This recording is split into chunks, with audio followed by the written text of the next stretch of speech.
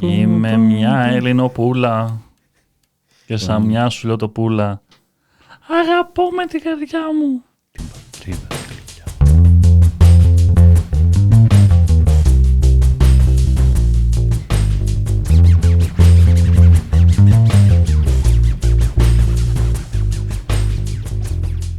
Χρόνια πολλά Ελλάδα. Ελληνίδες Έλληνες. Χρόνια πολλά σε όλους. 200 Όλα τα Ελληνόπουλα. Όλα τα Ελληνόπουλα. 205 χρόνια μετά την Επανάσταση. Και χρόνια πολλά στο B-Side Project, παιδιά. Κλείνουμε ένα χρόνο εκπομπών. Απίστευτο μου φαίνεται. Ένα χρόνο αποτυχίες. Θα προσπαθήσουμε να το κάνουμε 2-3 χρόνια αποτυχίες. Πάτωσε ξανά, πάτωσε καλύτερα. Έχω το σύστημα μας. Και πώς θα πατώσουμε, Γιώργο? Αυτή τη φορά. Ο εθνικός πάταγος, τι θα αφορά? Μία μέρα σαν τη σημερινή δεν θα μπορούσαμε να συζητήσουμε για τίποτα άλλο πέρα από το έθνος. Ναι. Οπότε, όπως σας υποσχεθήκαμε, σήμερα συζητάμε το βιβλίο «Τραγουδώντας τον εθνικό ύμνο. Γλώσσα, πολιτική και το δικαίωμα του ανήκειν». Πρόκειται για έναν διάλογο μεταξύ δύο σπουδαίων θεωρητικών, της Γκαγιάτρη Σπίβακ και του Τζούντιθ Μπάτλερ. Δύο λογάκια για το βιβλίο. Μια εισαγωγή, το τι αφορά και γιατί μιλάνε για αυτό το πράγμα. Θέση σου να τελειώνουμε να φύγουμε. Ενώ εσείς, υποθέτω, εχθές παρακολουθήσατε μεγαλειώδεις παρελάσεις στη χώρα μας, που όπως πάντα προς τιμήν της εθνικής επετείου, το βιβλίο μιλάει για μια άλλη παρέλαση σε ένα άλλο μέρος. Την άνοιξη του 2006 έγιναν μαζικές διαδηλώσεις σε πολλές αμερικάνικες πόλεις κατά ενός νομοσχεδίου του HR 4437 για τη μετανάστευση.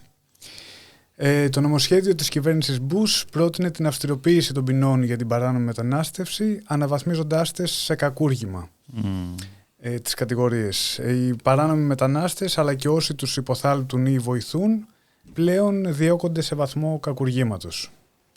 Σας θυμίζει κάτι? Έχαμε τώρα την Επιτροπή ΛΥΜΠΕ, θέλω να πω γι' αυτό, την Ευρωβουλή, οπότε θα πούμε στα δικά μας.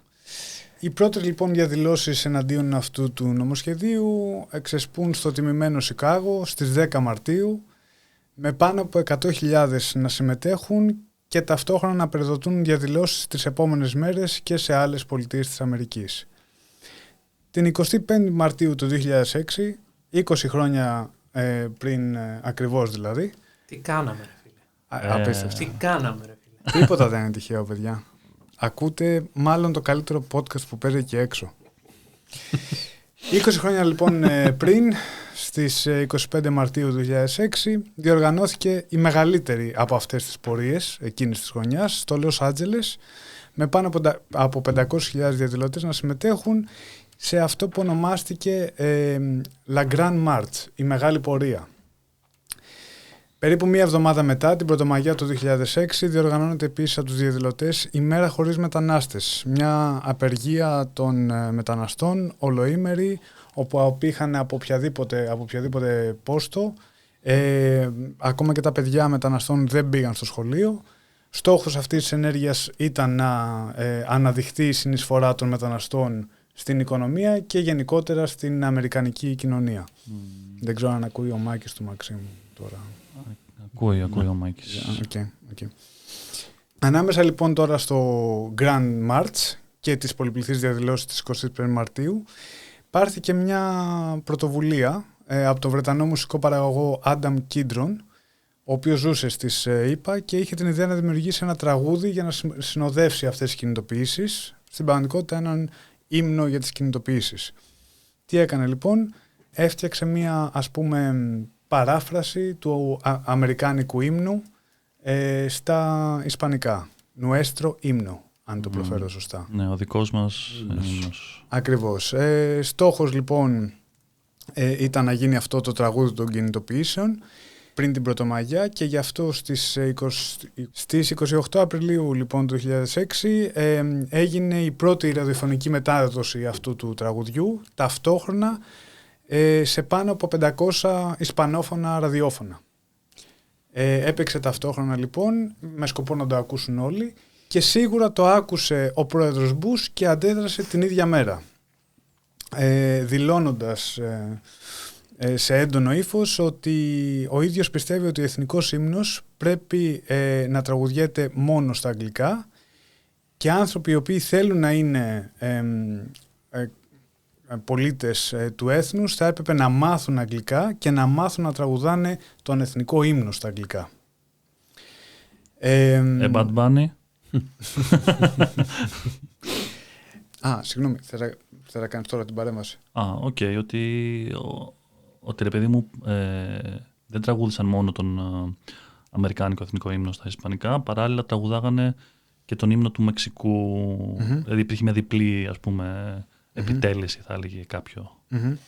Και στο όλο σουρεάλ του πράγματος, ο George W. Bush θεώρησε ότι δεν γίνεται να τραγουδάμε τον αμερικανικό ύμνο σε άλλη γλώσσα στο Λος Άντζελες.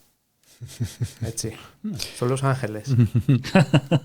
Εν τέλει, για να πούμε πώς ολοκληρώνεται αυτό το επεισόδιο, ουσιαστικά ο νόμος δεν κατάφερε να περάσει από τη Γερουσία.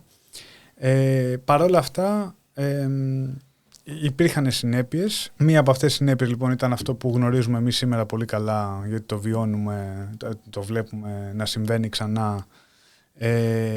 Ήταν οι επιδρομές της ΣΑΙΣ, οι οποίες συνεχίστηκαν όχι μόνο, δεν τελείωσαν με την Προεδρία Μπούς, συνεχίστηκαν και στην περίοδο Ομπάμα, και συνολικά τα στοιχεία δείχνουν ότι είχαμε τα επόμενα χρόνια περισσότερες από 300.000 μετανάστες, απελάσεις, ας πούμε. Απελάσεις, ναι, περισσότερες από όσες υπήρχαν μέχρι την συζήτηση για αυτόν τον νόμο. Με αφορμή λοιπόν αυτά τα γεγονότα του 2006, οι Spivak και το Butler διεξήγαγαν ένα διάλογο, ο οποίος φτάνει σε μας μέσα από το βιβλίο «Τραγουδώντας τον Εθνικό Ύμνο». Όλα αυτά στα πλαίσια ενός συνεδρίου. Συγκριτική φιλολογία, καλεσμένα ομιλητά στην εκδήλωση με τίτλο Global States. Στην Καλιφόρνια είναι νομίζω πάλι, στο Πανεπιστήμιο της Καλιφόρνια.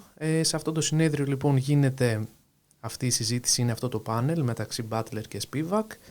Και το βιβλίο που κρατάμε είναι η απομαγνητοφώνηση αυτής της κουβέντες μεταξύ των δύο και μεταξύ των ακροατών και των ακροατριών. Είχε και κάποιες ερωτήσεις από το κοινό. Να πούμε ότι αυτή η μετάφραση έχει γίνει στο πλαίσιο του διατμηματικού προγράμματος μεταπτυχιακών σπουδών και την έχουν επιμεληθεί. Είναι φανταστική η έκδοση με τις απαραίτητες σημειώσεις. Η Βασιλική Κάση, η Άννα Μαγκίνε, η Εμιλία Παπαδοπούλου, η Βάσια Τζανακάρη και η Ουρανία Τσιάκαλου, σε επιμέλεια της Μίνας Καραβαντά.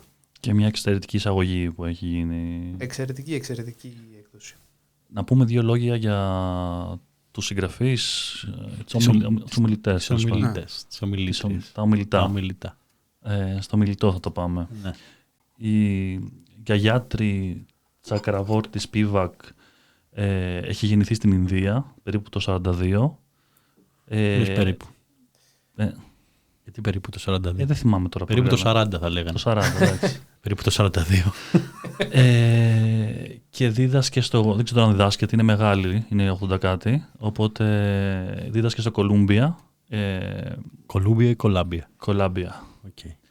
Όπως αναφέρεται και στην εισαγωγή, το έργο της Spivak χαρακτηρίζεται από μια ανασχόληση της με την ετερογένεια εκείνων των ανθρώπων και των κοινοτήτων τους που η δυτική πολιτική αλλά και η σκέψη ονομάζει τριτοκοσμικούς. Είναι μαρξίστρια, θεωρητικός, είναι όλα τα στραβά πάνω της φεμινίστρια, έχει γράψει το «Μπορούν οι υποτελείς να μιλούν», που είναι το μεγάλο έργο το οποίο είναι πλαίσιο αναφοράς για τις μεταπτυχιακές σπουδές, και η ίδια πέρα από το θεωρητικό έργο εμπλέκεται σε κοινότητες στην Ινδία προκειμένου να αποκτήσουν δικαίωμα στην παιδεία, στο πόσιμο νερό και σε κοινότητες που ίδια αναφέρει ότι δεν εμπίπτουν στο ηγεμονικό σύστημα, ενώ υφίστανται όλες τις συνέπειες του αποκλεισμού, δεν υφίστανται τα δικαιώματα που θα μπορούσε να παρέχει. Ουσιαστικά το πλαίσιο της, το πεδίο έρευνάς της είναι το κατά πόσο η φωνή εκείνου του ανθρώπου που είναι υποτελής, υποδεής, μπορεί να ακουστεί ώστε να διαρριχθούν κυρίαρχοι επιστημονικοί, φιλοσοφικοί, ιστορικοί λόγοι που παραποιούν την πραγματική πολιτική, οντολογική και κοινωνική υπόστασή του. Αυτό είναι μέσα από την εισαγωγή που αναφέρουν πολύ όμορφα αυτό που κάνει ουσιαστικά η Σπίβα. Και νομίζω τώρα το Butler είναι πολύ γνωστότερο στην Ελλάδα, γιατί έχουν μεταφραστεί και πολύ περισσότερα έργα. Νομίζω ότι από τα πολύ κλασικά έργα είναι το Αναταραχή φύλου, είναι το Σώματα με σημασία, Ευάλωτη ζωή, τώρα με τη βία... Το Ποιος φοβάται το φύλο είναι το τελευταίο μεταφρασμένο, το οποίο έκανε και sold out το καλοκαίρι στην Κυψέλη. Στην Κυψέλη, εννοείται. Αν είχε έρθει, ναι, και μίλησε, σωστά, και στην δημοτική αγορά. Η τελευταία ελληνική της παρουσία είναι ένα κείμενο υποστήριξης μαζί με άλλους θεωρητικούς και θεωρητικές για τον Νίκο Ρωμανό. Να το διαβάσουμε και αυτό, έχει πολύ ενδιαφέρον. Ναι, είναι θεωρητικός, ουσιαστικά ασχολήθηκε με το έμφυλο ζήτημα φεμινίστρια, queer θεωρία, φιλοσοφία και ηθική φιλοσοφία. Αν θυμάμαι καλά, διδάσκει στο τμήμα ρητορικής συγκριτικής λογοτεχνίας του Πανεπιστημίου της Καλιφόρνιας, Berkeley. Γενικά νομίζω ότι το σημείο συνάντησης, και το αναφέρει και στην εισαγωγή τον Butler, είναι αυτό βασικά που είχαμε μάθει και στη σχολή, το πώς στην Αμερική η θεωρία, ας πούμε, της Ευρώπης, η κοινωνική θεωρία και η πολιτική θεωρία πέρασε από τις λογοτεχνικές σπουδές στην Αμερική και ξαναήρθε μετά ξανά στα κινήματα στην Ευρώπη. Οπότε αυτά είναι τα δύο μιλητά μας και που μας ξεναγούν στο τραγουδώντας τον εθνικό ύμνο. Και τώρα να πάμε στο διατάφτα. Τι είναι αυτό το βιβλίο, τι είναι αυτές οι ομιλίες? Είναι ένα μικρό βιβλίο, έτσι, είναι αυτή η κουβέντα. Πυκνό όμως. Πυκνό πάρα πολύ. Στην πραγματικότητα είναι μια συζήτηση, το έχουμε αναφέρει ήδη, και πραγματεύεται πάρα πολλά πράγματα χωρίς προφανώς να καταφέρνει μέσα σε κοντά 120 σελίδες να επεκταθεί πολύ. Θα λέγαμε ότι όμως είναι μια πάρα πολύ καλή αφορμή και τα θέματα που τίθονται, ας πούμε, είναι πάρα πολύ σοβαρά στο τραπέζι. Το βασικό ερώτημα είναι, ας πούμε, αν θα μπορούσαμε να το πούμε αυτό, είναι, ξέρω εγώ, η σχέση έθνους κράτους κατά κάποιο τρόπο. Αν είναι μια φυσική αυτονόητη ενότητα, στο οποίο, spoiler alert, αυτή η παύλα που λέει τον Butler, τον Bat που συνδέει, χωρίζει. Butler και Spivak επιμένουν ότι το κράτος και το έθνος δεν ταυτίζονται αναγκαστικά. Το κράτος είναι ένας νομικό θεσμικός, ας πούμε, μηχανισμός εξουσίας, ενώ το έθνος είναι μια φαντασιακή κατασκευή, γλωσσική, ιστορική, συμβολική, τέλος πάντων, μια συμβολική κοινότητα. Η Hannah Arendt μπαίνει στο τραπέζι. Μπαίνει στο τραπέζι ως κεντρικό θεωρητικό στήριγμα. Θα δούμε κιόλας. Έχουμε κάποιες ενστάσεις εδώ πέρα. Ότι μπαίνει. Μπαίνει. Και κυρίως το έργο της, η ανθρώπινη κατάσταση και οι απαρχές του ολοκληρωτισμού, που είναι ο δεύτερος τόμος, που είναι για τον εμπειριαλισμό, που είναι το κεφάλαιο για το τέλος του έθνους κράτους και τα ανθρώπινα δικαιώματα. Ναι, και κυρίως και στο κομμάτι των δικαιωμάτων, όπου η Butler κατά κάποιο τρόπο έρχεται σε αυτή τη θέση της Arendt, ότι το πρόβλημα δεν είναι μόνο η απώλεια των τυπικών δικαιωμάτων, αλλά απώλεια του ίδιου του πλαισίου μέσα στο οποίο κάποιος μπορεί να εμφανιστεί ως πολιτικό υποκείμενο. Θα τα πούμε λίγο πιο αναλυτικά μετά. Έχει πάρα πολύ πλάκα. Ξεκινάει το βιβλίο, μιλάει. Είναι λίγο. Ο διάλογος, η συζήτηση. Αντισοβαρές, ας πούμε. Δηλαδή, μιλάει πολύ περισσότερο τον Butler από την Spivak. Και κάποια στιγμή έχει ξεκινήσει η Butler και μιλάει. Και η πρώτη ερώτηση που διαβάζεις στο βιβλίο είναι. Καλά, για την Arendt δεν μιλάγαμε.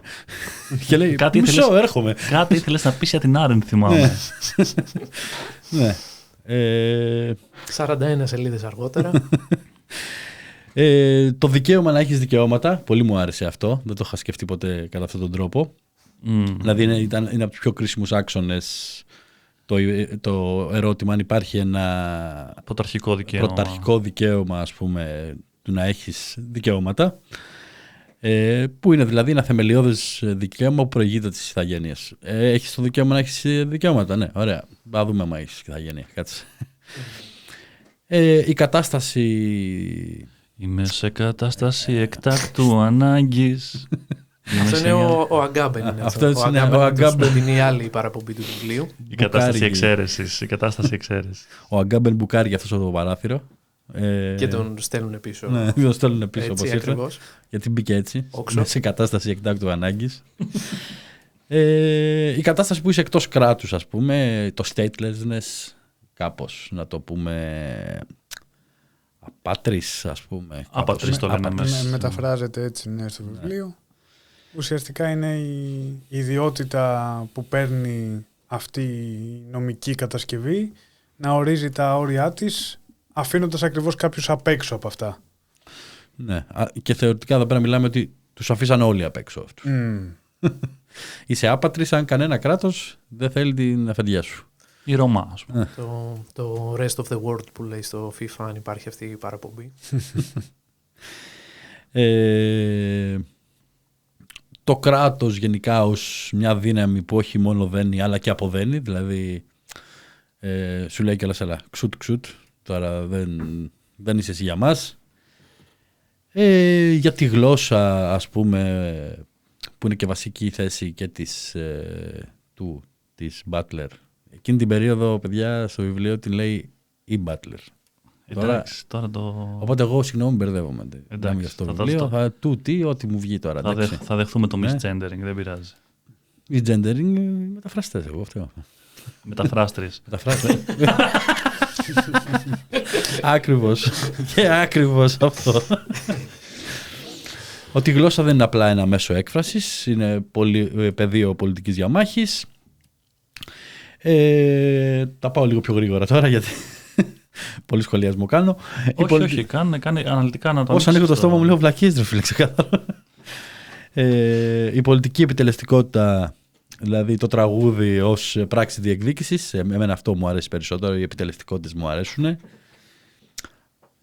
Και άλλα έτσι πιο μικρά θέματα, ας πούμε, που θα μπορούσε κάποιος να πει ότι εγώ στέκομαι σε αυτό, ας πούμε, όπως η παγκοσμιοποίηση και τι γίνεται στο νέο πλαίσιο, ότι δεν καταργεί το κράτος, το μετασχηματίζει, ας πούμε, μια κριτική στον εθνικισμό γενικά, που όμως δεν οδηγεί απλά σε κοσμοπολιτισμό.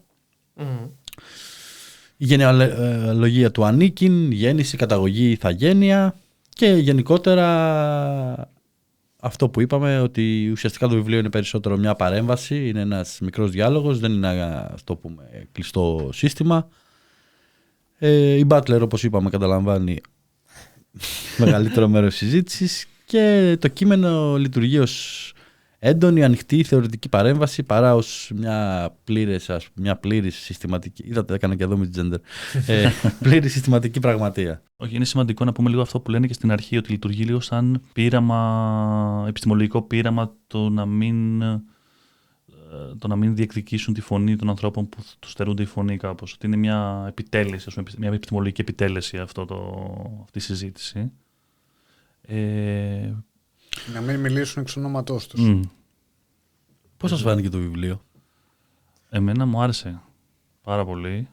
Και επίσης, επειδή το είχα ξαναδιαβάσει στο παρελθόν, ενώ είναι η τρίτη φορά που το αγγίζω το κομμάτι, γιατί είναι στα ενδιαφέροντά μου το κράτος, το ανήκειν και όλο αυτό το πλαίσιο που μπαίνει στη συζήτηση. Γιατί όντως. Ξεκινήσαμε πάλι. Τι? Κουβέντα για μετανάστες, εντάξει. Είναι η εθνική εορτή η δικιά μας σήμερα. Θα τραγουδήσω τον εθνικό ύμνο στα αλβανικά. Και η εθνική μας εορτή ορίζεται ακριβώς από αυτό το μας που αποκλεί εσάς. Το εμείς πάντα προσδιορίζει ένα εσείς. Είναι ετεροπροσδιοριστικό. Αλλά εγώ θα τραγουδήσω τον. Όχι, ο George Bush είπε ότι δεν επιτρέπεται να τραγουδιέται ο ελληνικός ύμνος. Θα τραγουδήσω στα αλβανικά τον εθνικό ύμνο. Κλεμμένος δεν είναι.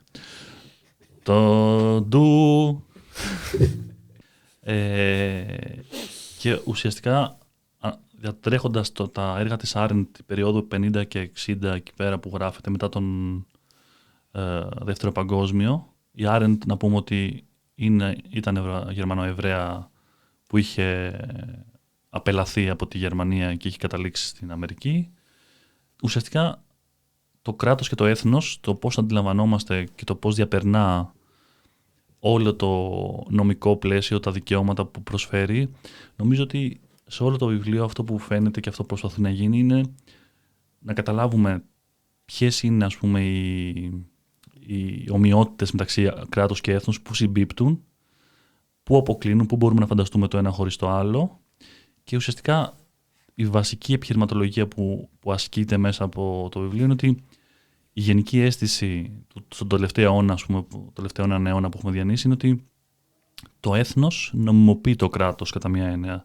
Δηλαδή μπορούμε να φανταστούμε την διακυβέρνηση, μια κοινή διακυβέρνηση, μόνο με ανθρώπους όπου κατά μία έννοια έχουν μια πολιτισμική ομοιότητα ή μια πολιτισμική οικειότητα, αν το πούμε έτσι.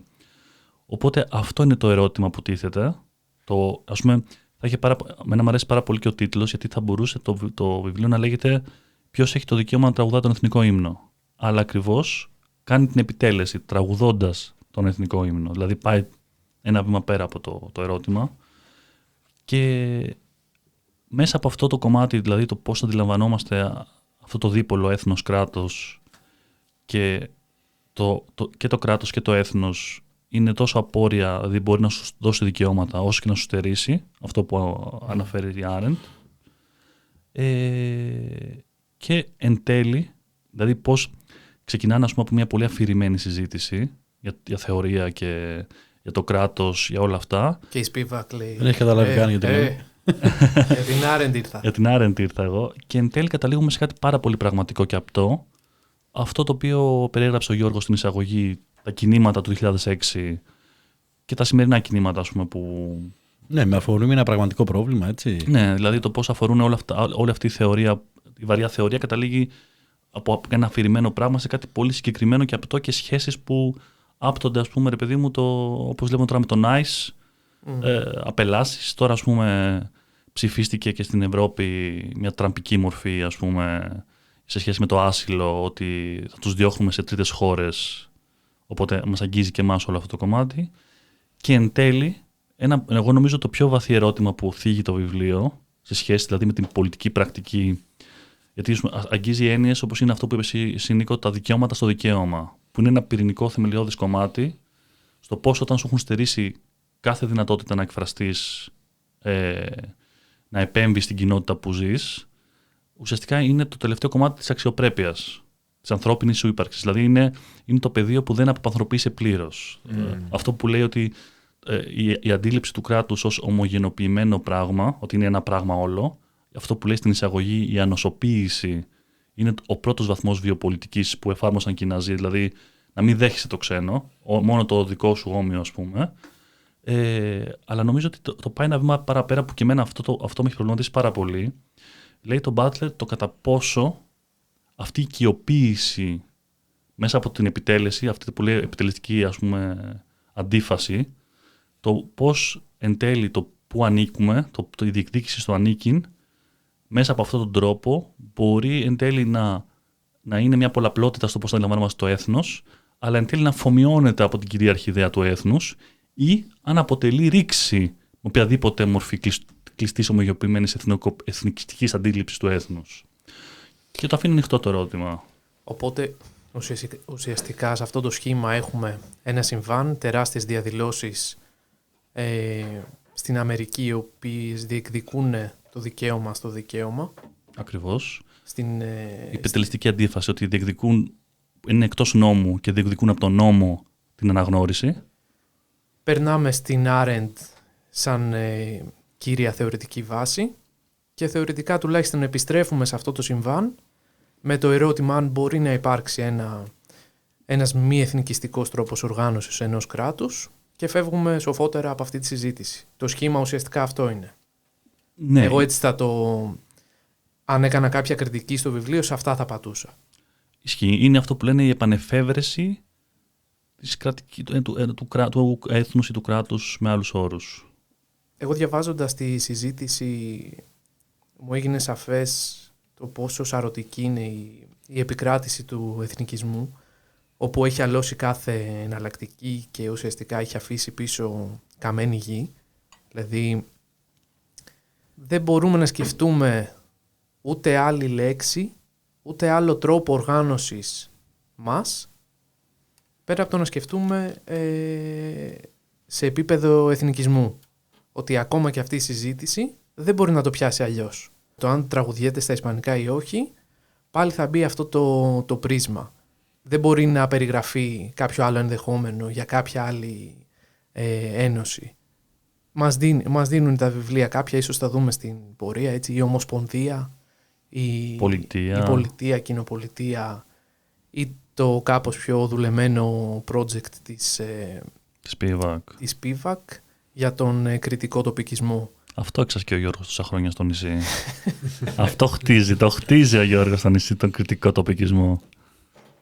Και τουλάχιστον στην ανάγνωση μου δεν ξέρω αν συμφωνείτε, αν το βλέπετε έτσι. Νομίζω η τοποθέτηση του Butler είναι σύμπτωμα αυτού. Δηλαδή δεν ξεφεύγει παρά μόνο σπασμωδικά, χωρίς να μπορεί να θεωρητικοποιήσει αυτή την μετατόπιση. Στο ερώτημα που θέτει δηλαδή εξ αρχής, στο αν μπορούμε να σκεφτούμε αλλιώς, θεωρώ ότι είναι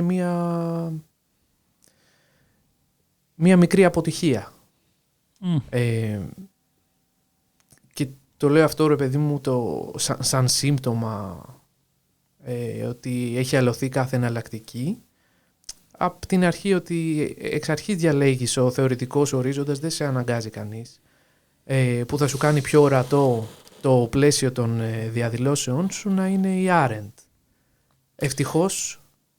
Ναι, ολοκλήρωσε. Γίνεται, δηλαδή εδώ θα πετάξω την καυτή πατάτα πίσω, ότι γίνεται αντιληπτό ακόμη και κατόπιν εορτής τουλάχιστον, τόσο από το Butler όσο και από τη PIVAC, ότι ίσως είναι παράδοξο που πήγαμε στην Άρεντ, αλλά πήγατε.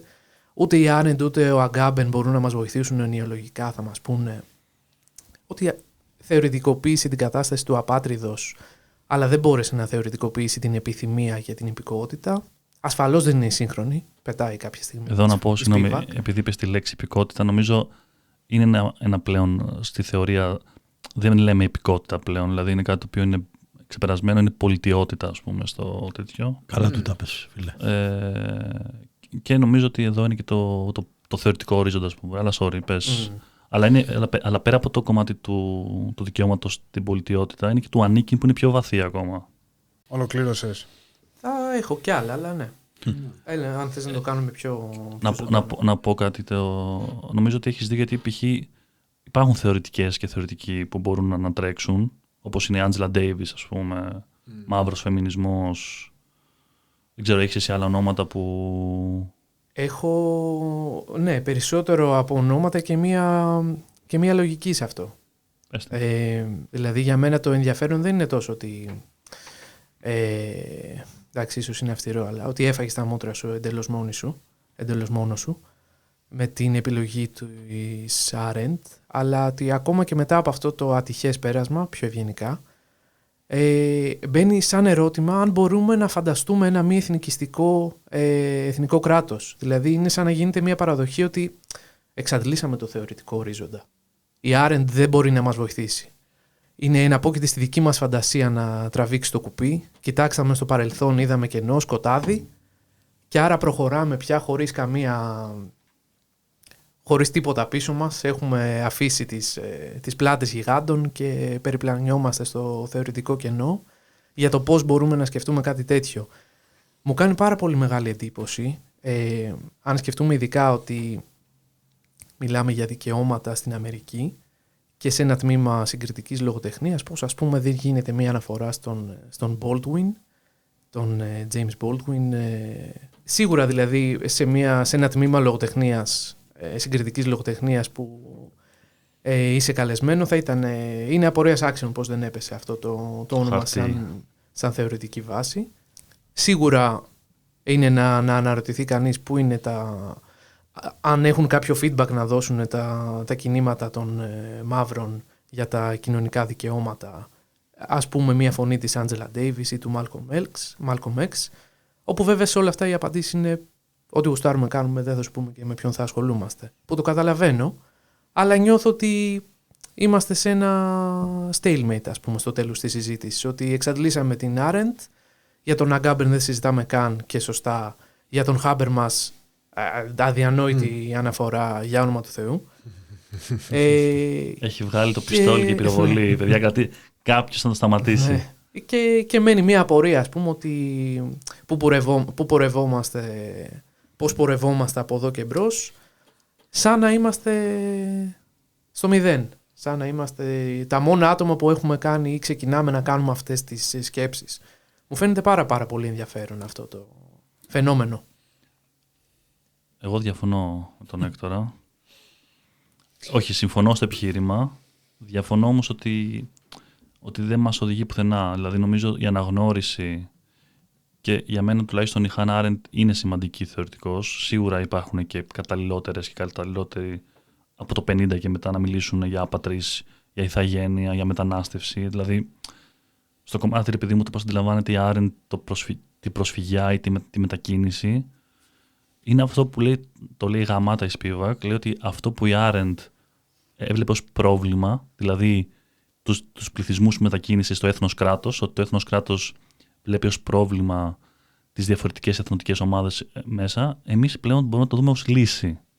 Δηλαδή μια άλλη αντίληψη, που εδώ θα το πω και πιο μετά, ουσιαστικά είναι αυτό που ονομάζουμε στο κομμάτι του έθνους κράτους και της πολιτολογίας, το πολιτικό έθνος, ρε παιδί μου, που είναι ένα έθνος αλληλεγγύης και ουσιαστικά συνείδησης, και το βλέπεις το παρόν και στοχάζεσαι με ανθρώπους στο κοινό μέλλον και δεν είναι ένα φιλετικό έθνος, γιατί αυτό αναφέρουν, όπου ουσιαστικά το νόημα του αντλείται από την καταγωγή, από μια κοινή καταγωγή. Οπότε για μένα το ότι βλέπουν, ότι αγγίζουν όλο αυτό το κομμάτι, αυτό που είπες, ότι ο εθνικισμός έχει αλώσει όλη την Ιφίλιο. Είναι κάτι, ρε παιδί μου, μια δυτική, ας πούμε, παραγωγή. Κατασκευή. Μούβα. Όπου, ρε παιδί μου, το μοντελάκι αυτό εφαρμόστηκε μετά και κάπως μέσα και από το απικιοκρατικά κινήματα, εδραιώθηκε και στις άλλες επίρους, ότι το έθνος κράτος είναι το μοντέλο που θέλουμε να εφαρμόσουμε.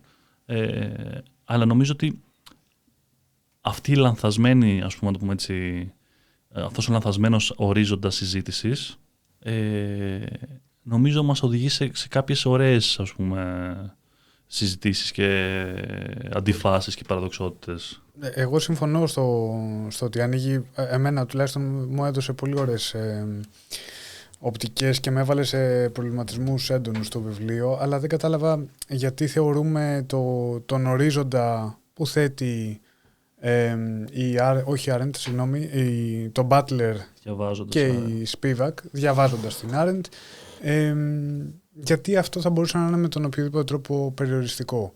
Σίγουρα είναι ελλειπές, αλλά εντάξει, τώρα μιλάμε για ένα διάλογο τώρα σε ένα event συνεδρίου, αλλά στην πραγματικότητα για μένα, ρε παιδί μου, αυτές τις αν θες απαντήσεις ή αυτές τις λύσεις δεν θα τις δώσει ποτέ στην πραγματικότητα κανένας θεωρητικός και κανένας διανοούμενος, έτσι. Εδώ πέρα το όλο ζουμί στις ερωτήσεις που σχηματίζουν οι συγκεκριμένοι, ας πούμε, ο συγκεκριμένος διάλογος, όπου λέει, ρε παιδί μου, η ερώτηση που διατρέχει όλο το βιβλίο, το να τραγουδήσει τον εθνικό ύμνο στα ισπανικά αντί για τα αγγλικά. Αυτό είναι μια κίνηση που έρχεται να επικυρώσει ουσιαστικά τη δύναμη του έθνους κράτους ή να την διαρρήξει. Δεν θα δώσει κανείς διανοούμενος αυτή την απάντηση. Αυτή η απάντηση θα δοθεί από το κίνημα. Και εγώ, επειδή δεν είχα και γνώση του συγκεκριμένου επεισοδίου πριν πιάσω το βιβλίο στα χέρια μου, έχει πολύ ενδιαφέρον να δούμε εκεί πέρα, να ψάξεις πρωταγωνιστές, να ψάξεις, να δεις, ρε παιδί μου, τι σημαίνει για αυτούς να τραγουδάμε τον εθνικό ύμνο. Επίσης, στο βιβλίο αναφέρθηκε, και το είδα και εγώ μετά που έψαχνα, και το ζήτημα της σημαίας. Δηλαδή, όταν προκήρυξαν αυτό που περιέγραφα στην αρχή, την Πρωτομαγιά, την απεργία των μεταναστών και την αποχή τους από κάθε δραστηριότητα, βγήκε ο δήμαρχος του Λος Άντζελες, ο οποίος ήταν ο πρώτος Μεξικανοαμερικάνος δήμαρχος, βγήκε και δήλωσε ότι ναι, στηρίζουμε και προτρέπω βέβαια τους διαδηλωτές να κατεβαίνουν στις πορείες με τις αμερικανικές σημαίες και όχι τις σημαίες των χωρών τους. Υπήρχε ένα θέμα δηλαδή για αυτοί που διαδηλώνουν αν θα έχουν αμερικάνικες ή μεξικανικές ή οποιαδήποτε άλλη σημαία. Οπότε για μένα η απάντηση θα δοθεί μέσα από το κίνημα. Το αντιαπικιοκρατικό, το αντεθνικό, ό,τι θέλεις. Εκεί είναι να δοθούν οι απαντήσεις. Οι θεωρητικοί μας μπορούν να, αν θες να θέσουν ερωτήσεις, δεν ξέρω, να το πλαισιώσουν, αλλά δεν θα έλεγα ποτέ, ας πούμε, ότι μας περιόρισε αυτή η κουβέντα. Παρότι σίγουρα διαφωνώ με το να... Δηλαδή, έχεις από πολλούς περισσότερους να αντλήσεις και όχι μόνο από συγκεκριμένους, όσο σημαντική και αν η Άρεντι για το συγκεκριμένο θέμα, έτσι, που δεν διαφωνούμε νομίζω εδώ. Ναι. Όχι. ναι, όχι. Και επίσης να συμπληρώσω και εδώ ότι η άλλη σημαντική ερώτηση, αναφέρθηκε σε Έκτορα σε αυτό, είναι αν μπορούμε να φανταστούμε λοιπόν άλλους τρόπους ανήκειν πέρα από εθνικιστικούς. Πάλι αυτό εμείς θα το απαντήσουμε, έτσι. Αυτό που θέλω να πω είναι ότι προφανώς έχεις δίκαιο. Αυτό που μπορούν να κάνουν εδώ και το κάνει Spivak με απίστευτη δεινότητα είναι μια ιστορικοποίηση ότι αυτό το πράγμα έχει ξαναγίνει. Γίνεται γενικά.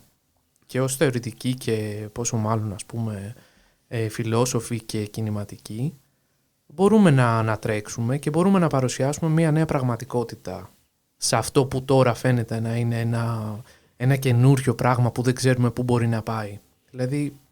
Σαφώς, και επέτρεψέ μου εδώ μία μικρή παρένθεση, γιατί όντως το κάνει φοβερά εδώ η Spivak και έχεις δίκιο. Και όταν λέμε φοβερά εννοούμε η τύπισσα πιάνει από Σρι Λάνκα μέχρι Οθωμανική Αυτοκρατορία, Βουλγαρία, Ανατολική Ευρώπη. Ανατολική Ευρώπη, Αφρική, κάνει τις παραπομπές της εκεί πέρα στους λογοτέχνες της Αφρικής. Δεν υπάρχει αυτό το επίπεδο. Και αυτό όλο στα 2 λεπτά που την άφησε να μιλήσει. Μιλάμε για Πολυβόλο. Και αφού κάνει όλες αυτές τις παραπομπές, η Butler λέει: εννοείς κάτι κοντά στον Habermas? Όχι καθόλου. Δεν εννοούσε ποτέ τίποτα κοντά στο Habermas. Ναι. Και εγώ αυτό που ήθελα να πω είναι ότι αυτό που υπενθυμίζει πολύ σωστά η Spivak είναι ότι στην πραγματικότητα μιλάμε για έναν τρόπο πολιτικής οργάνωσης ο οποίος είναι πολύ νεαρός και μάλιστα χρησιμοποιώντας την Arendt λέει ότι δεν είμαστε και σίγουροι καν αν έχει πετύχει ακριβώς. Δηλαδή το ότι εμείς ζούμε στα τελευταία, λίγο λιγότερο από 200 χρόνια, λίγο περισσότερο από 200 χρόνια, όπου ζούμε σε αυτό το πλαίσιο, δεν σημαίνει ακριβώς ότι είναι και επιτυχημένο. Γιατί έχουμε άλλους πόσους αιώνες που δεν ήμασταν οργανωμένοι έτσι και υποστηρίζει εδώ πέρα η Spivak, ξαναδιαβάζοντας την Arendt, ότι στο πλαίσιο της παγκοσμιοποίησης στην πραγματικότητα αυτό που βιώνουμε είναι η ολική παρακμή του έθνους κράτους. Από την άποψη ότι η παρακμή αυτή είναι το άμεσο αποτέλεσμα της οικονομικής και πολιτικής αναδιάρθρωσης του κράτους προς εξυπηρέτηση των συμφερόντων του παγκοσμίου κεφαλαίου. Το οποίο αναφέρεται ότι ουσιαστικά η μόνη μορφή κράτους που επιτρέπει ειδικά στον Νότο η παγκοσμιοποίηση είναι το διαχειριστικό κράτος, το οποίο ουσιαστικά δεν είναι αναδιανεμητικό, που είναι βασικό κομμάτι σε μια στοιχειώδη οικονομική ισότητα. Ναι. Απλά ήθελα να το αναφέρω ως παρένθεση στο ότι όντως η ιστορικοποίηση που κάνει η Spivak εδώ πέρα είναι πάρα πολύ χρήσιμη για την κουβέντα. Και την κάνει και είναι και εφαρμοσμένο αυτό, έτσι. Δηλαδή ιστορικοποιεί μια κατάσταση και προτείνει να εμφανίζεται ξαφνικά ένας κριτικός τοπικισμός. Να η φιλοσοφία που δίνει μια απάντηση, που προφανώς δεν είναι η απάντηση του κινήματος, αλλά είναι μια έννοια που βοηθάει και βοηθιέται από το ίδιο το αυτό συμβάν. Αντίστοιχα, ας πούμε, θα είχε πολύ ενδιαφέρον το κομμάτι του μαύρου εθνικού ύμνου, όπου έχει βγει ο μαύρος εθνικός ύμνος σαν αντιπαράδειγμα και σαν μια μαύρη εθνική ταυτότητα, γιατί από τις πρώτες κιόλας σειρές ο εθνικός ύμνος των Λευκών, Caucasian National Anthem, όπως τον χαρακτήριζαν από την αρχή οι μαύρες εφημερίδες, δεν μας καλύπτει. Και αυτό γιατί από την τρίτη του στροφή λέει ότι εδώ κάτι τσουτσέκια μισθοφόροι και κάτι σκλάβοι που πήγανε με τους Άγγλους να μας κάνανε νερά, δεν θα βρούνε ποτέ καταφύγιο πουθενά. Και μετά ίσως δεν έλεγε μόνο για αυτούς τους σκλάβους. Και ίσως είναι πρόβλημα που θα μπορούσε να τεθεί, ρε παιδί μου. Αυτό λέω ότι θα ήταν μια ωραία παραπομπή στη συζήτηση. Εγώ να πω κάτι, sorry που περνάγομαι, αλλά νομίζω ότι προς περάσπιση της Άρεντ, συμφωνώ. Χρειάζεται η Άρεντ υπεράσπιση? Όχι. Από έναν άπατρη. Από έναν άπατρη. Ρε παιδί μου, νομίζω κάτι που είναι αρκετά επίκαιρο και δείχνει και μια διάβγεια και ένα νόημα, ένα αποτέλεσμα, όπως τα λέγει και τον Butler, στο λόγο της Άρεντ, είναι η στάση της απέναντι στο σιωνιστικό κράτος του Ισραήλ, το οποίο ήταν τότε, ας πούμε, έφαγε φοβερή κριτική η Άρεντ, που έλεγε ότι τι κάνετε τώρα, ας πούμε, δηλαδή γεννήσατε ακόμα 800.000 άπατρεις στην Νάγκμπα, λέγεται. Ναι. Δηλαδή είναι φοβερά κριτική και εναντίον στον σιωνιστικό εθνικισμό. Όπου ακόμα και εκεί η λέξη είναι με αυτό το γεγονός, έτσι, δεν υπάρχει γενοκτονία. Είναι, με αυτό το γεγονός δημιουργήθηκε κάτι. Ναι. Είναι φοβερό, είναι φοβερό. Εντάξει, τότε ήταν εθνοκάθαρση, νομίζω ήταν σε αυτό το πλαίσιο. Σίγουρα δεν ήταν γεγονός, αυτό θέλω να πω. Σίγουρα. Αλλά νομίζω ότι αυτό που μπορούμε να προσφέρει η Άρεντ και αυτό πιάνονται και συζητάνε, είναι το μη εθνικιστικό. Δηλαδή, ρε παιδί μου, η αποφυσικοποίηση του εθνικισμού. Το να φύγουμε μακριά από τον τρόπο πώς μπορούμε, ας πούμε, να φανταστούμε διαφορετικούς τρόπους του ανήκειν. Mm-hmm. Και νομίζω ότι είναι το τέλειο παράδειγμα αυτό το γεγονός, που είναι γεγονός, της διαμαρτυρίας και των ανθρώπων, όπου ουσιαστικά είναι παράνομοι σε ένα κράτος και δεν διεκδικούν μόνο την νομιμότητά τους, της άδειας παραμονής ή την πολιτιότητα και την ηθαγένεια, διεκδικούν ανήκειν, ρίζωμα, ότι πλέον είναι και δικό μας αυτό το μέρος. Νομίζω ότι εγώ κρατάω το κομμάτι της Παλαιστίνης πολύ, πολύ δυνατά στην ορίζοντα της Άρεντ, ότι στάθηκε στη σωστή πλευρά της ιστορίας του τότε, ας πούμε. Και το δεύτερο κομμάτι που κρατάω, το οποίο νομίζω είναι πάρα πολύ σημαντικό και μπορεί να οδηγήσει τη συζήτηση στους κριτικούς τοπικισμούς, που για μένα οι κριτικοί τοπικισμοί είναι ακριβώς το πολιτικό έθνος, δηλαδή ένα έθνος αλληλεγγύης και που ζούμε το παρόν μαζί και ονειρευόμαστε ένα μέλλον μαζί, ας πούμε, μια συνείδηση. Είναι αυτό που λέει Άρεντ για την ισότητα, που αναφέρεται τον Butler για την ισότητα, ότι ουσιαστικά διεκδικούμε το δικαίωμα στο να φτιάχνουμε κοινότητες ίσων και ελεύθερων. Δηλαδή αυτό το κομμάτι της ισότητας είναι το καθοριστικό κομμάτι αργότερα και στη Σπίβακ, το πώς μπορεί να επανεφεύρεις κοινότητες και δεσμούς. Και ουσιαστικά η ισότητα και η ελευθερία είναι τόσο αυτό που λέει η επιτέλεση, ότι προσπαθούμε να φερόμαστε ως ελεύθερα και ισότιμα άτομα, ώστε να μπορέσουμε το αποτέλεσμα της επιτέλεσής μας να φέρει αυτό το αποτέλεσμα και να είμαστε... Μέσα από την επιτέλεση της αλλά δεν είναι τόσο αλληλεγγύης, να επέλθει αλληλεγγύη. Αλλά και το Butler δεν είναι τόσο αφελές. Το λέει ότι το να λέω ότι είμαι ελεύθερη ή ελεύθερο δεν σημαίνει ότι θα γίνω και ελεύθερο. Δηλαδή το ότι αποτελεί προϋπόθεση η διεκδίκησή σου δεν συνεπάγεται ότι θα κατακτηθεί αυτή η διεκδίκηση. Οπότε νομίζω αυτά τα δύο για μένα είναι πολύ κρίσιμα.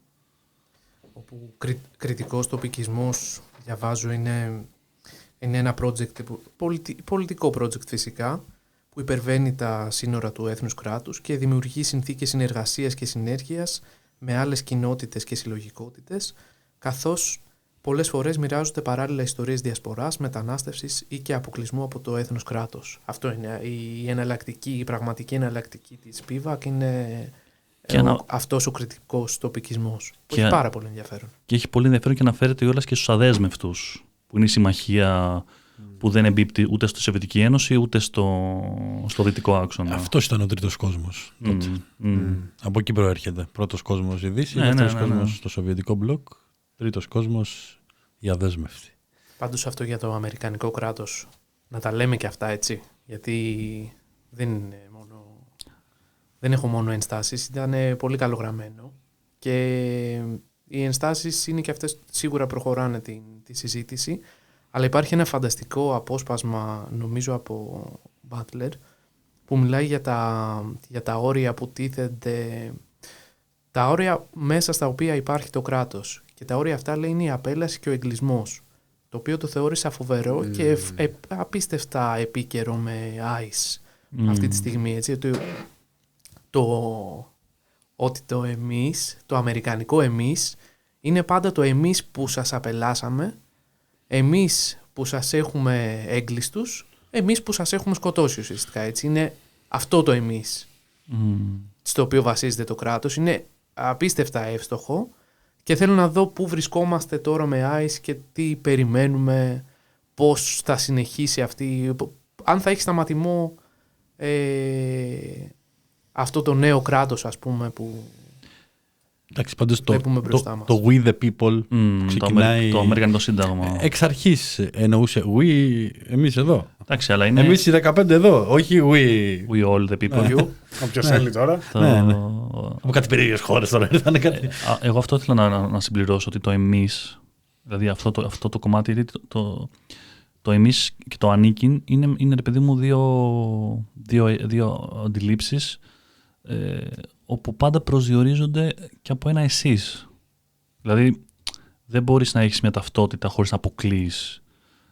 Μάλλον αυτό που προσπαθούμε να φανταστούμε. Μια ανοιχτή ταυτότητα, μια ανοιχτή κοινότητα που δεν ανοσοποιείται. Νομίζω ακριβώς το αποτύπωμα των εθνικισμών σε όλες, ας πούμε, τις δυτικές κοινωνίες είναι αυτή η ανοσοποίηση προς το ξένο, που τώρα μεταφράζεται κυρίως στην Ισλαμοφοβία, ας πούμε, το ότι θα αντικατασταθούν οι Ευρωπαίοι από μουσουλμάνους και θα μας χτυπήσουν εδώ πέρα.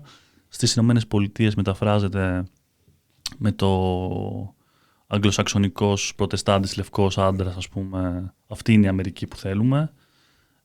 Οπότε νομίζω ότι το εμείς πάντα είναι αυτό που κάπως μπορεί, αυτό που φαντάζομαι, που εγώ που ερμηνεύω τον Τεριντά, αυτή η αποδομητική δηλαδή το να επαναοικειοποιηθούμε το εμείς με δικούς μας όρους, είναι αυτή η αποδομητική κατάσταση που αποδομείς έννοιες που ακριβώς επειδή της αποδομής δεν θες να δομήσεις λίγο παραπάνω ή να μην κλείσεις αυτό το πράγμα. Δηλαδή να φτάνει πάντα να χωράει μια διαφορετική ετερογένεια. Ναι. Να πω κάτι όμως προς υπεράσπιση του έθνους και μην με βρίσετε. Όχι. Άντε πες. Αλλά μπορεί να σε βρίσουν. Ας πούμε, είναι εντυπωσιακό πως οι Ηνωμένες Πολιτείες είναι, ρε παιδί μου, ένα έθνος που δομήθηκε ουσιαστικά από εθνοτικές διαφορετικές ομάδες. Και παρόλα αυτά παράγει έναν pure συντηρητικό εθνικισμό λευκής, ας πούμε, υπεροχής. Δηλαδή, ενώ έχει στον πυρήνα του τη μετακίνηση και την πολυπολιτισμικότητα, ας πούμε. Εμένα αυτή ήταν η σκέψη μου όταν άκουσα τι είπε ο Μπούς, ας πούμε.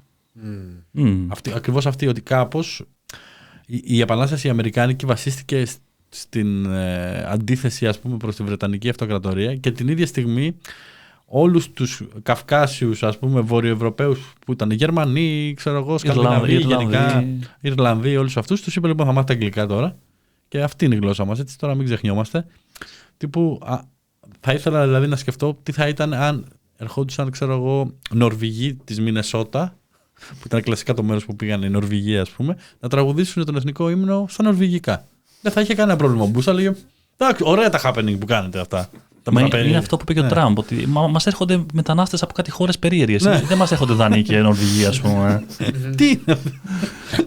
Εγώ θέλω να σας επαναφέρω βέβαια στην τάξη, γιατί πολλοί παίξατε εδώ πέρα. Επανέφερε μας. Και θέλω να ρωτήσω ποιος τραγουδά τον εθνικό ύμνο σήμερα στην Ελλάδα. Ο Νέγρος του Μοριά που φοράει τα ρούχα του τσολιά και τραγουδάει Μαύρη Ελλάδα. Εύκολη απάντηση, εύκολη. Ναι. Ναι, ας το φέρουμε λοιπόν λίγο εδώ στο σήμερα. Χθες είχαμε την 25η Μαρτίου μας. Ποιος είναι Έλληνας? Μας, ήταν δικιά μας. Είναι και δικιά μου, Νίκο. Είσαι και χριστιανός Ορθόδοξος? Δεν είσαι υποχρεωμένος, Μπιόρνη, να απαντήσεις. Γιατί η 25η Μαρτίου δεν είναι, φίλε, απλά μια επέτειος μνήμης, έτσι, μην ξεχνιόμαστε. Μα η μνήμη είναι η ιδρυτική πράξη του... Ναι, είναι μια τελετουργία, έτσι. Του ελληνικού κράτους. Ποιος τον τραγουδάει? Έχεις κάποια απάντηση, έχεις έρθει με απάντηση? Μπορώ, άμα θέλετε, να πω εγώ λίγο τα δικά μου.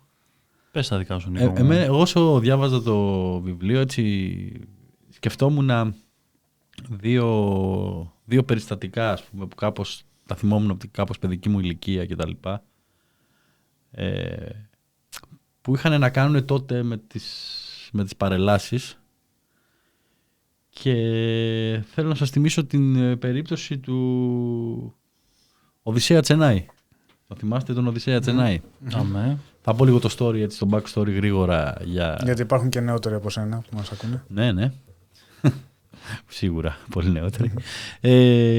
Κάπου το 2000, νομίζω έγινε 2 φορές, με το ίδιο ακριβώς πρόσωπο. 2 φορές.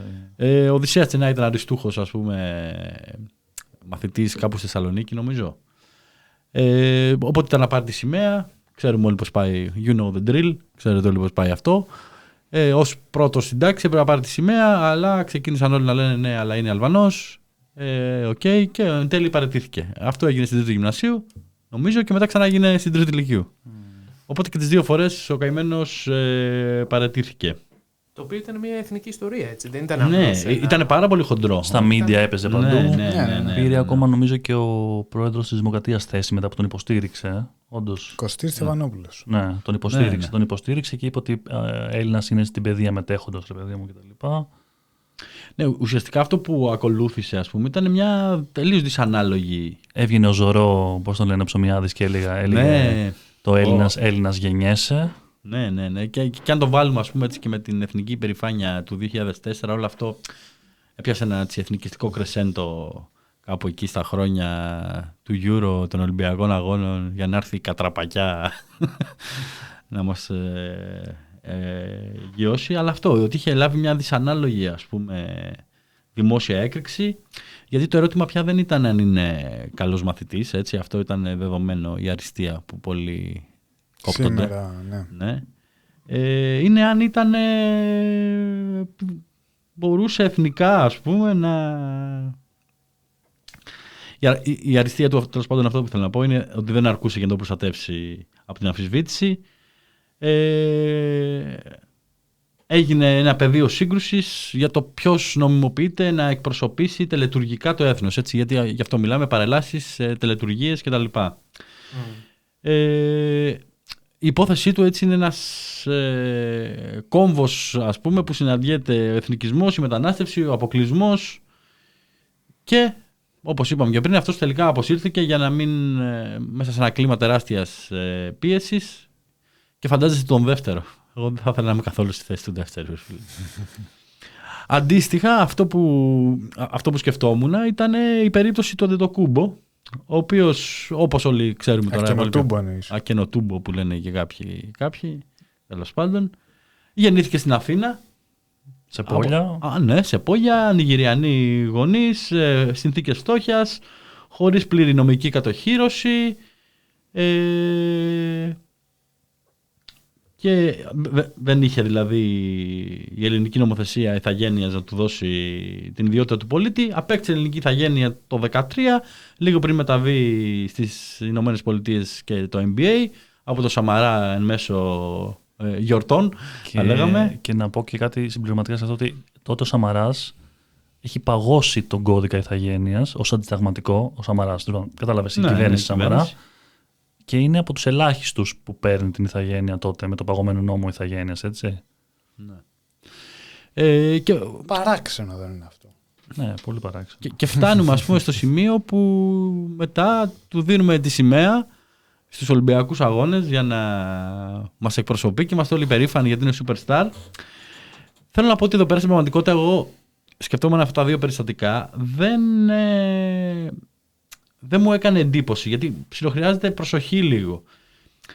Η ιστορία του Αντετοκούμπο ουσιαστικά δεν αναιρεί την ιστορία του Τσενάι, αλλά φωτίζει την ίδια ακριβώς υπόθεση αλλά από άλλη γωνία.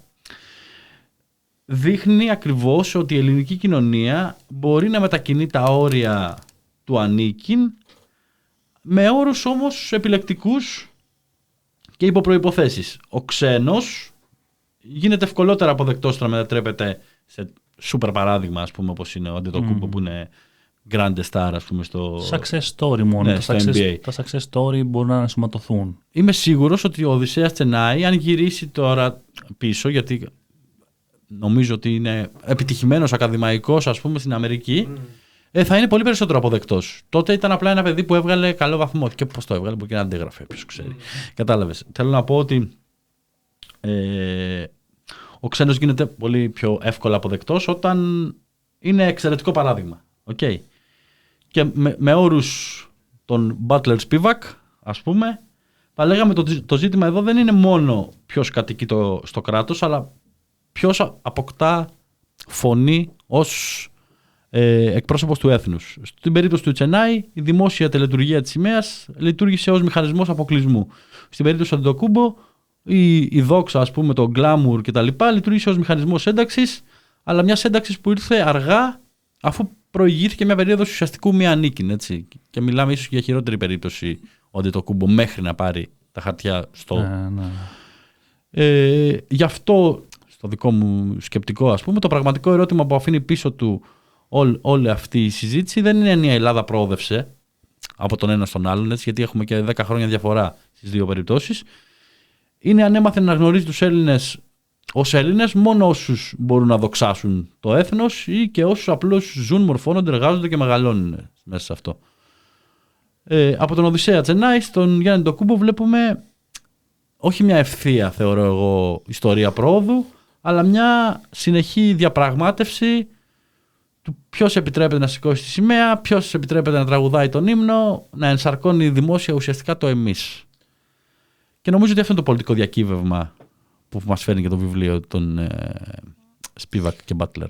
Βέβαια, εγώ εδώ να πω κάτι, χωρίς να το έχω παρακολουθήσει στενά το θέμα, αλλά έχω την εντύπωση ότι στην περίπτωση Αντετοκούμπο και ο ίδιος ο Γιάννης δίνει με έναν τρόπο συνεχώς διαπιστευτήρια.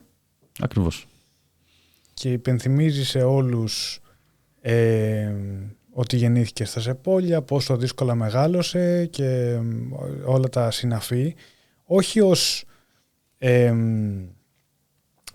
με έναν τρόπο ουσιαστικά το υπενθυμίζει στο ελληνικό κράτος, αυτό θέλω να πω. Με έναν τρόπο, ρε παιδί μου, αυτό που λέει είναι ότι παιδιά, είμαι Έλληνας. Μα το νιώθει ο άνθρωπος, ταυτοτικά το βιώνει.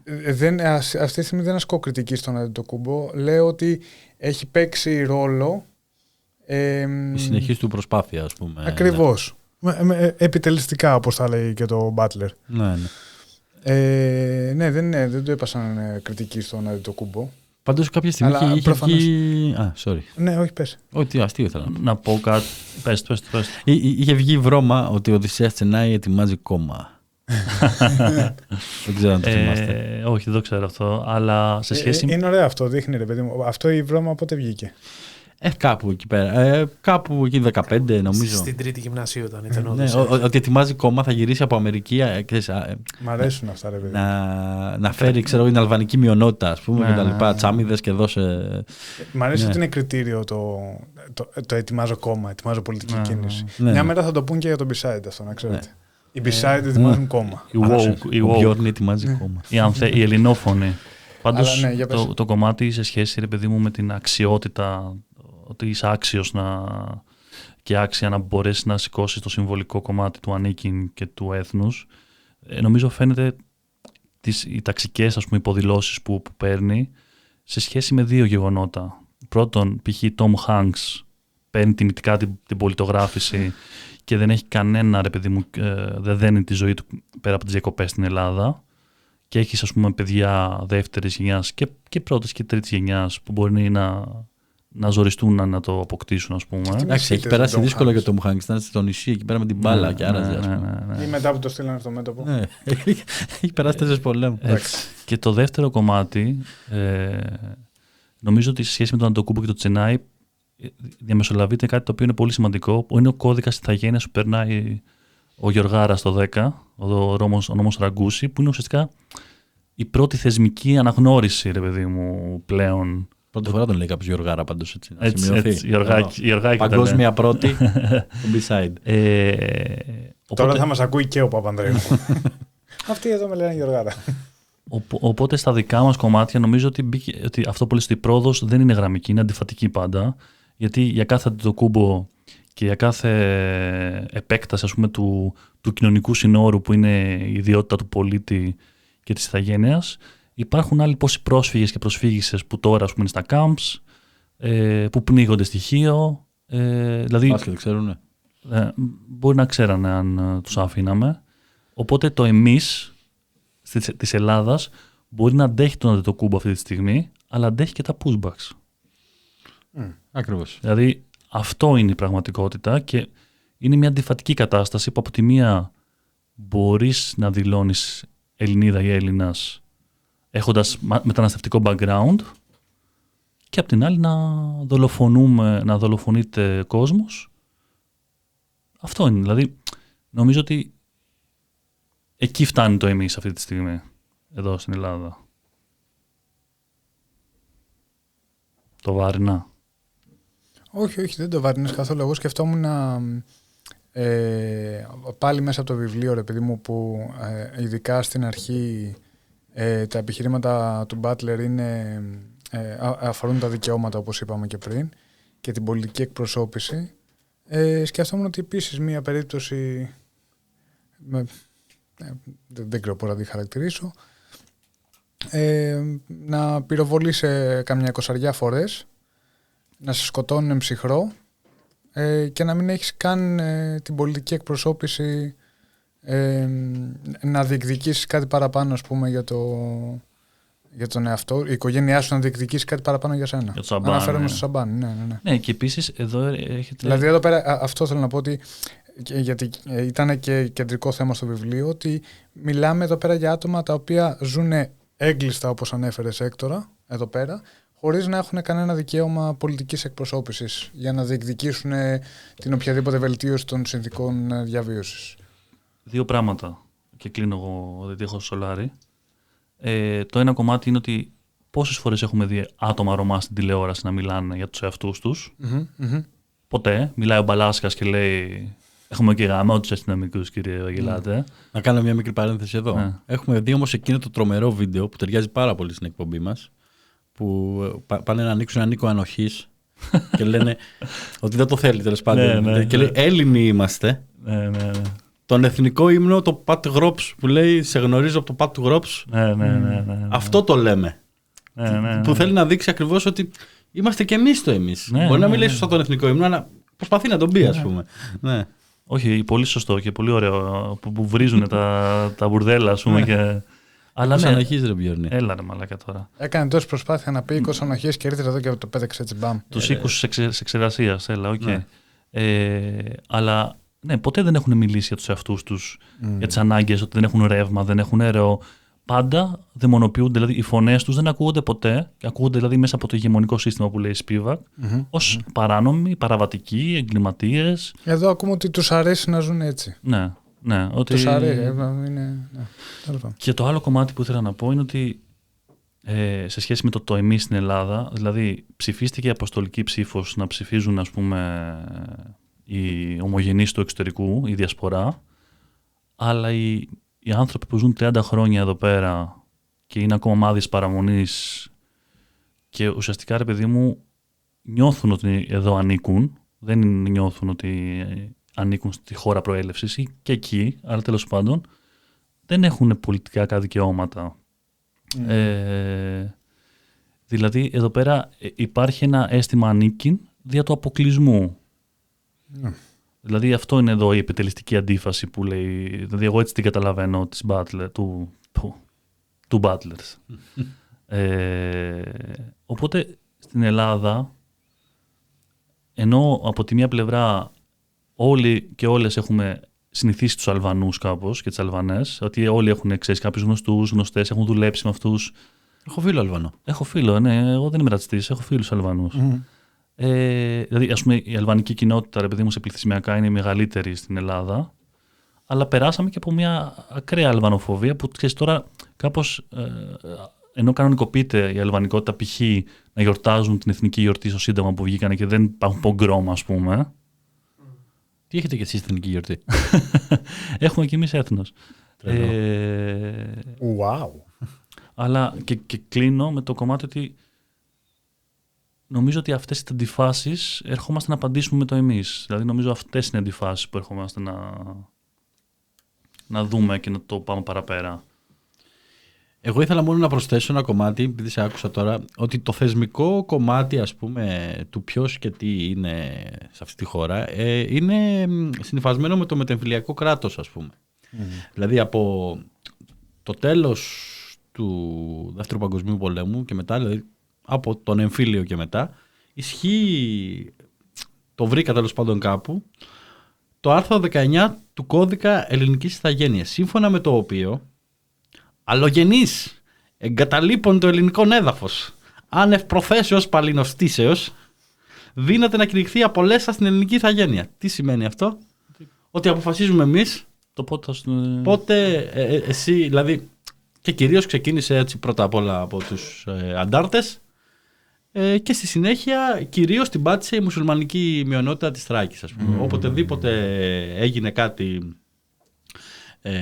κάποιο, ας πούμε, έχω γνωρίσει ένα άτομο που μετά τα ήμια, επειδή η μητέρα του σπούδαζε στην Κωνσταντινούπολη και ήταν από την μειονότητα, τους αφαιρέσανε την ηθαγένεια και στο νεογέννητο και στη μητέρα, και αυτός προφανώς δεν πήρε από την Τουρκία τίποτα, γιατί ούτε η Τουρκία ήθελε να του δώσει.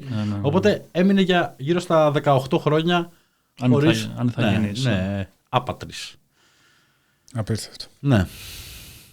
Το 98 βέβαια καταργήθηκε αυτό. Μας πήρε μόνο 40. Δεν ξέρω αν τα έχει μελετήσει αυτά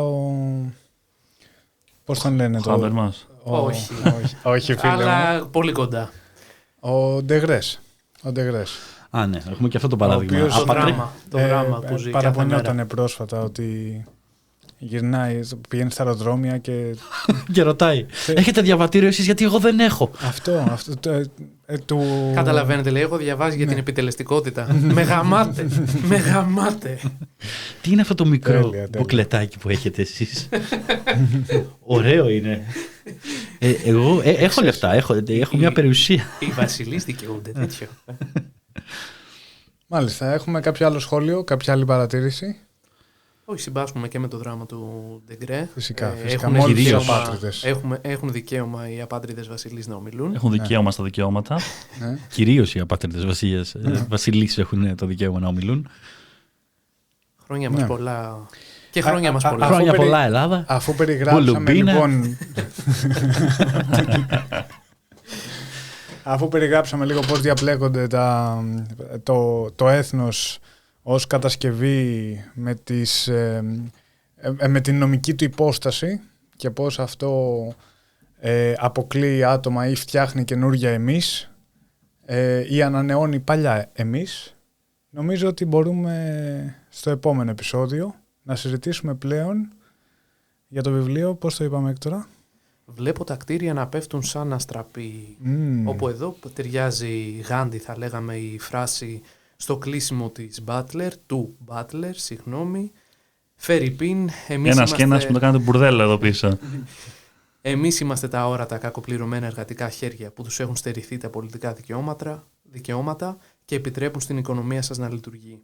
Ας διαβάσουμε επομένως τα ίδια τα άτομα τους, τα ίδια τα πρωταγωνιστικά υποκείμενα και πώς αυτά βιώνουν την απέλαση, τον εγκλισμό και ποια νέα ταυτότητα, ποιου νέου κινήματος μπορεί να μπει μπροστά σε κάτι τέτοιο. Χρόνια πολλά. Χρόνια πολλά beside. Χρόνια μας πολλά. Μαζί με την Ελλάδα και εμείς. Να στείλω χαιρετισμούς σε ένα πολύ καλό φιλικό ζευγάρι που ζει αυτή τη στιγμή στη Βοστόνη. Αυτό το επεισόδιο... από μέρος μου αυτό το επεισόδιο είναι αφιερωμένο σε εκείνους. Expect. Ναι. Αυτά. Περιμένουν την παλινόστοση. Δεν έχω να προσθέσω κάτι. Δεν πώς τους κυνηγάει ο Τραμπ. Θα τραγουδήσουμε το δικό μας εθνικό ύμνο. Με το ένα, με το δύο, με το εθνικό... Ναι, ας κλείσουμε έτσι. Ας κλείσουμε έτσι. Είμαι μια Ελληνοπούλα. Και ως Είμαι μια Ελληνοπούλα. Είμαι μια Ελληνοπούλα και ως μια Σουγετοπούλα. Αγαπώ με την καρδιά μου την πατρίδα τη γλυκιά μου. Και ο εχθρός αν έρθει πάλι με σκοπό να την προσβάλλει. Όχι. Δεν θα τον αφήσω. Θα του φωνάξω πίσω. Μπράβο. Ραντεβού τον άλλο μήνα. Ακοπία. Γεια σας.